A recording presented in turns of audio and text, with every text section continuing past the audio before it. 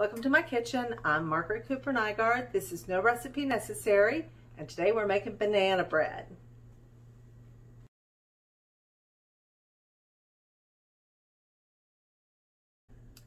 Now normally I don't even open my cookbooks that I collect, but this is the one that I hit all the time. It is a King Arthur's Flour Baker's Companion, and as you can see, this page has been used a lot. And it's their banana bread with, as usual, some of my tweaks. But we're going to talk about how you can go about making the lightest and best quick breads. Now, if you're making a full loaf, that quick bread is not terribly quick. It bakes for over an hour, about 70 minutes in my oven.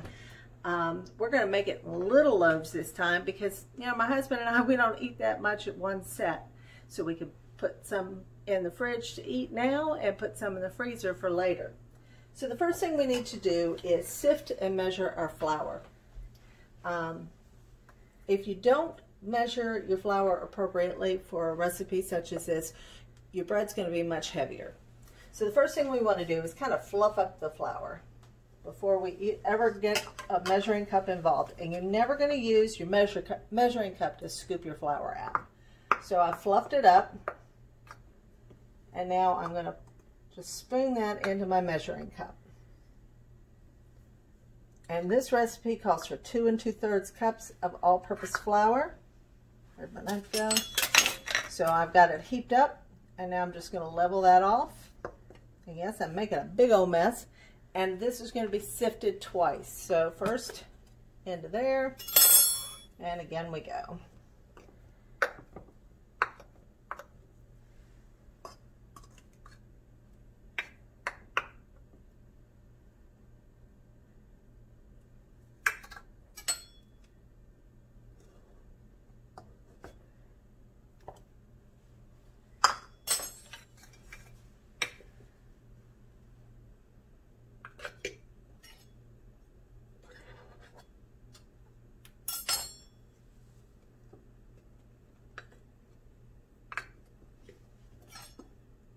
Now my pans to prepare those, I had greased and then lightly floured.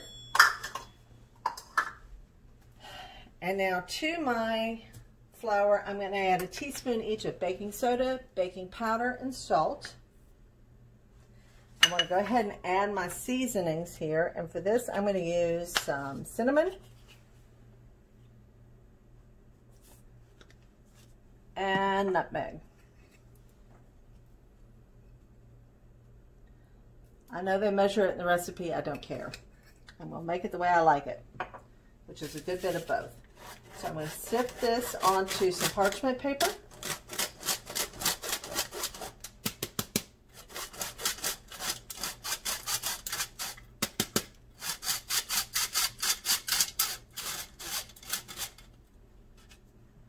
And that's why you sift. You never know what you're going to find in there.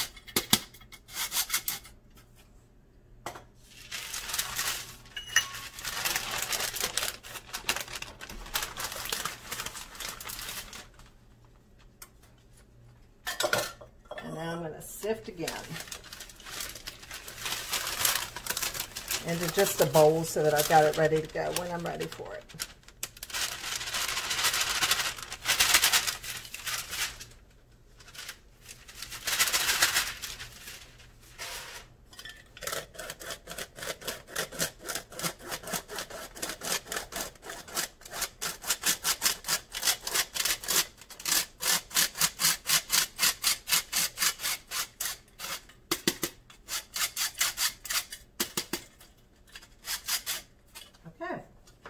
So that's my dry ingredients.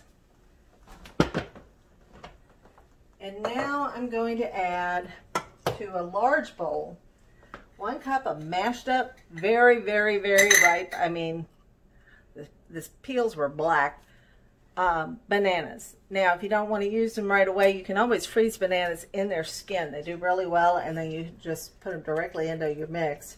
But I've got a cup of banana. That's 2 large bananas mashed down to a cup. 2 large eggs.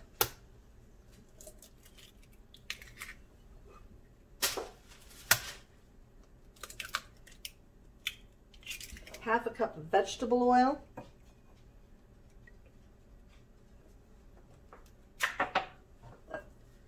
And I'm going to mix that up. Break your egg yolk up, otherwise it's never going to mix up completely. And I'm going to add a cup of sugar.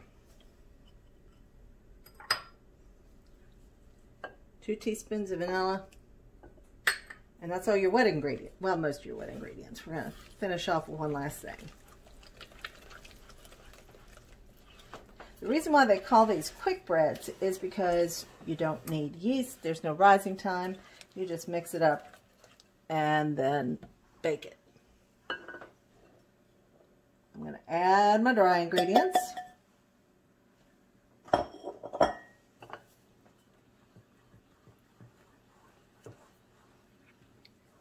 I also like occasionally to put some chocolate chips in this. We're not doing that today.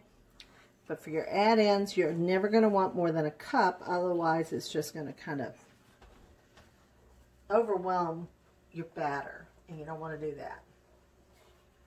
You can see this is a pretty stiff dough at this point. Or stiff batter, I should say. We want to get as much of that flour incorporated at this point as we can.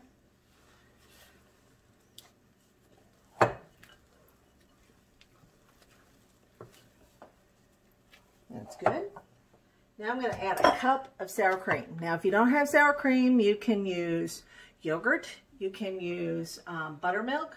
If you don't have any of those, you can use your regular milk, add a teaspoon or 1/2 teaspoon of vinegar to it to make it sour milk, and that'll work just as well too. So I'm going to add my sour cream.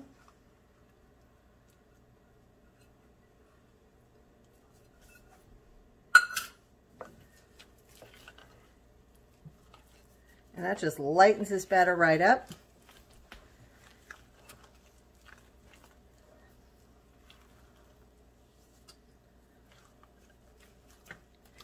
And then the recipe calls for walnuts. I'm not such a fan of walnuts, especially in bread. I find they tend to get a little bitter. So we're going to use pecans. That's just my personal preference. You do you. And I've chopped these fairly small because I'm going to put these into those small little loaf pans. And I'm not even using a full cup here. So about 3/4 of a cup. That's just what I've chopped up.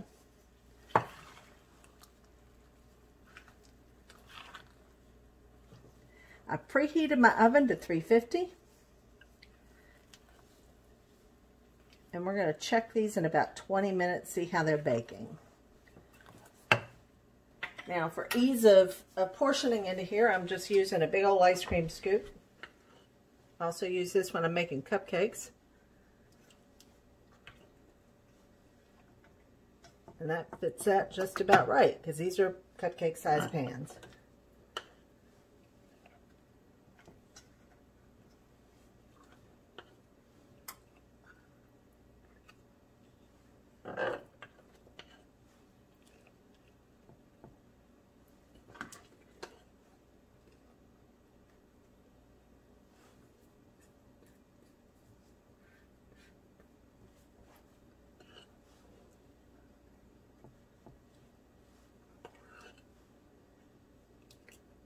Now because this is a dough, using something like sour cream or buttermilk is going to help that rise a little even better. The acid in that works with the baking soda and the baking powder to really help that rise. So there we go. Give that a good little pat to get down and into the oven for about 20 minutes.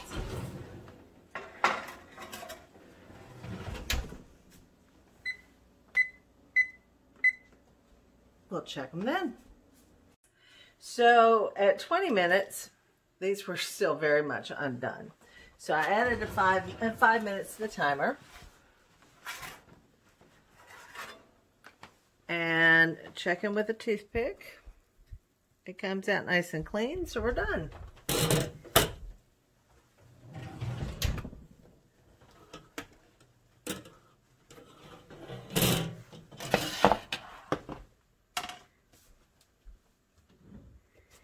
Sorry, I need another hot mat.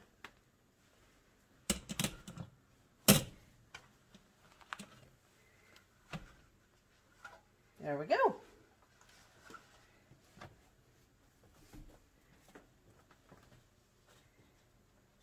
So that makes 8. We'll probably get at least 4 more out of this pan with this toast. Or with this. Can you tell I'm a nurse? With this batter. And then after we're done with these, we're going to try playing with that recipe and making pumpkin bread. But that'll be another video. All right, so we got 12 little loaves out of that batch of banana bread. You see, it's nice and, well, that's just the way banana bread's supposed to look. And so moist and so delicious. This is what I love about that recipe. It never fails me. So that is banana nut bread using the King Arthur's flour Baker's Companion as your basic recipe and tweaking it a little bit. I'm Margaret Cooper Nygaard. This is No Recipe Necessary. Please don't forget to subscribe and like if you did like, and we'll see you soon for pumpkin bread. Thanks.